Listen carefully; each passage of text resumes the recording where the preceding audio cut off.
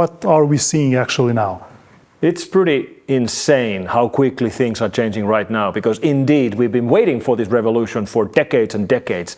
The first time I read about artificial intelligence was in the 1980s, and then we thought it's just around the corner, it's going to happen anytime now.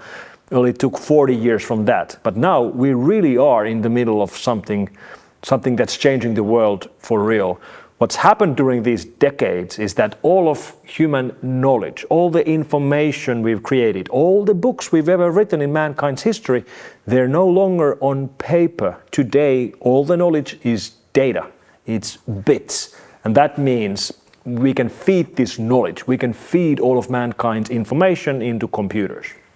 And what brought us to this momentum? Because as you were saying, for 40 years we've been discussing this, and now for only 2 years we've seen so many changes. So we see big companies, big tech companies that are putting all their efforts now in artificial intelligence all of a sudden. And it seems that weeks matter, not anymore in this race between one another, because artificial intelligence machines are progressing so fast.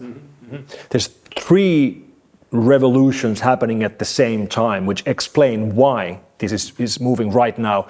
First one is the fact that, like I said, all the information is now data. Not just all the new knowledge and new information we generate, all the old information has been digitized as well. So for example, the magazine I read in 1983, which for the first time mentioned artificial intelligence to me, you can actually find that old magazine as a PDF online. We've digitized all the old books in all languages. All knowledge is now online. Second revolution is that we now have the capability of storing all that information. We can have it accessible and searchable at the same time. But the most important thing that we needed, the third thing we needed, was computing power.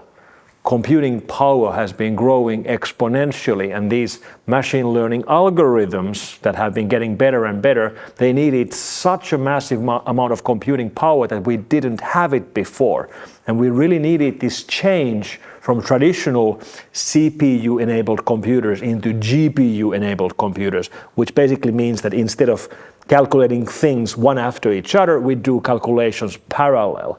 And this revolution in computing and with machine learning algorithms enabled by companies like NVIDIA really brought us into this future.